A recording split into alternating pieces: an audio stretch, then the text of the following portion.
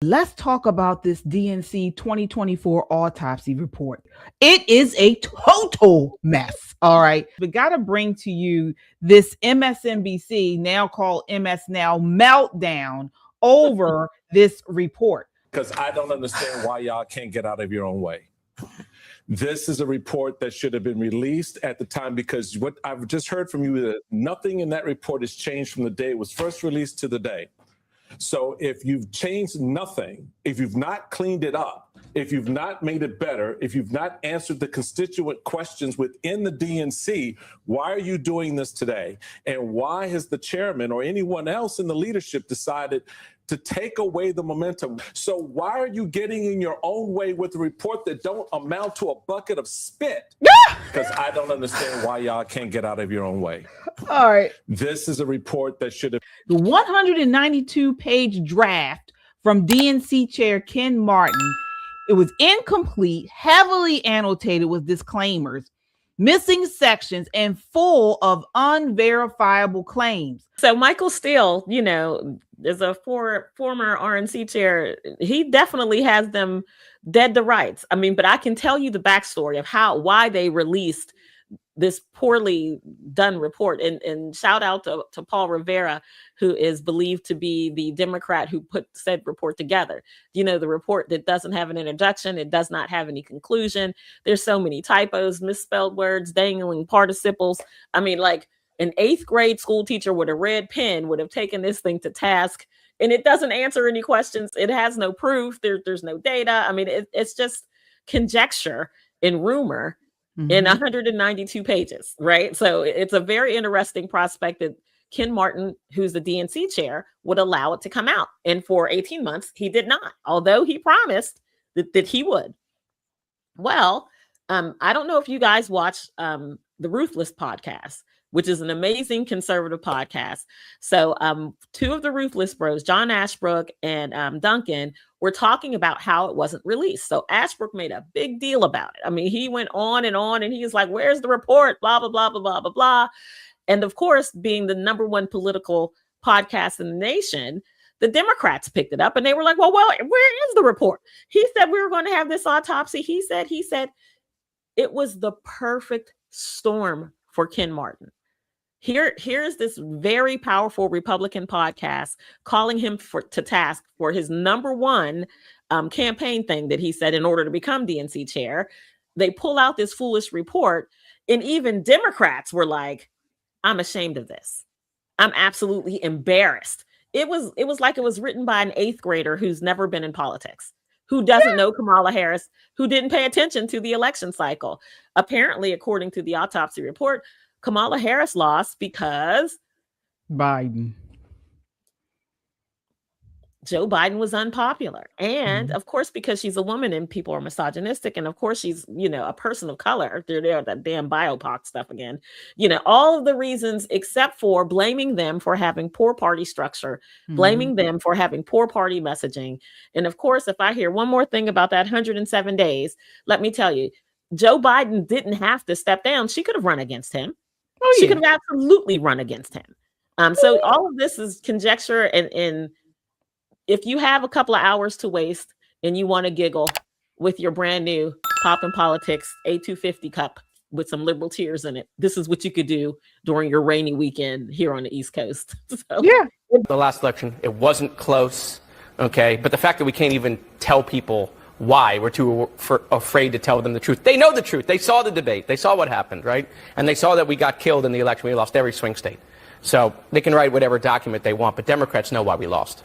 Well, first of all, like the timing last year or 2024, when they switched out Kamala for Biden for Kamala and vice versa and didn't all that. This was, I think, the worst timing because we are right in the middle of another election cycle. The Democratic Party, by and large, didn't necessarily, I don't even think they knew this was coming. Now, the top leaders knew, but the people didn't know, and it was like a slap in the face again. Of course, I have not read all 192 pages, but I skimmed through it, and two pages stuck out to me, 2 comments on 2 different pages. Page 19, towards the bottom, it says that Democrats focus basically on the margins, on the extremes, and that they need to basically have a broader appeal. So that is what they did not do. That's what they're still not doing. They're still focusing on the extreme issues when many people, most Americans, will fall somewhere in the middle. They're not doing that. So hopefully they will lose again, number one. Number two, on page 32, I love this one. I thought this was priceless. It says, number 6, the Harris campaign appears to have relied on Trump being unacceptable rather than building an affirmative case for Harris. Translation, she didn't have a platform. She thought Donald Trump was her platform. So basically, she gave Trump more publicity than the RNC did and helped him win. Dumb. You did not even build up the candidate that you kind of snuck in there. You didn't even have a platform for her. And then you wanted to use Trump. Well, hell, Trump just got double publicity. Whatever. They screwed up. This report is screwed up. It looks a mess. I mean, it looks a mess. The whatever his name is, Ken Martin, he's kind of disavowing it. At the top of every page, it has these are the opinions of the research and not the DNC. Well, if that's the case, then why are you gonna claim it? Yeah, absolutely. And let's talk about what they didn't put in the report. Okay, the big thing: Biden's cognitive decline. They're still not talking about it to this day. Rarely do they talk about how bad he was, how he was degenerative, how he was, you could clearly see that, they were hiding him throughout the campaign and the presidency. All right. And of course, the disastrous this debate that forced him out. They didn't talk about it. They also didn't talk about how, as you mentioned, the coronation of Kamala Harris without a real primary. That pissed off a lot of Democrat voters. All right. We hear him to go around saying no king, no king. Well, they pretty much coordinated Kamala Harris in when she was rejected in her own primary. All right. And then they didn't talk about the Gaza-Israel thing. So despite earlier leaks showing it cost them big with young and Arab American voters in Michigan and Wisconsin, progressives like AOC and the rest of the squad, they go around hating Jews and things like that. They didn't talk about that at all, or the immigration and the border. So to me, this shows that the Democrats still haven't learned. They have not learned, and I'm happy for it. It's crazy. Joe Biden is going to be at Maryland Dems, MD Dems, Maryland 250. I guess they don't want to say America. Their big dinner. He's going to be their keynote speaker. I don't know if he's going to be just there in spirit or just in physical form, but I don't know about him giving a whole speech. It should be very interesting. So I'm looking very much forward to hearing the stories that come out of that situation with former President Biden. This is, folks, doing an autopsy on a lost presidential election is hard.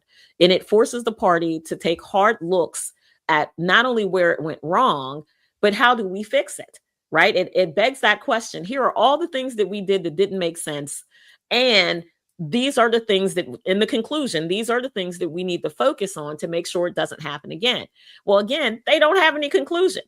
They don't have any conclusion. They don't have an answer for their Dearborn problem, which is now spread to Minnesota. It's gotten out of hand with them. And Shelley's right. There were a couple of pages where it just read like TDS.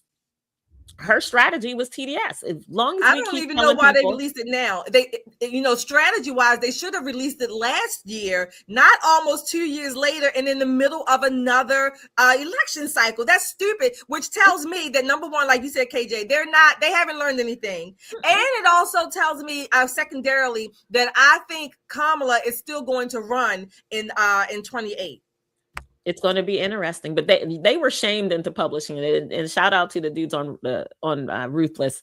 They did a great job in shaming them in the releasing that report, because it never had to be released.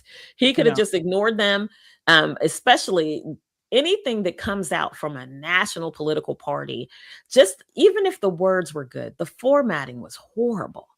I mean, it looked so not even a rough draft. I would have been ashamed to show this to even KJ and Shelly, and we're working on something new, and I hand this to them. They're gonna look at me like, girl, what, lay off the crack. What is this? We're not doing this. This is foolishness. It's not done well at all.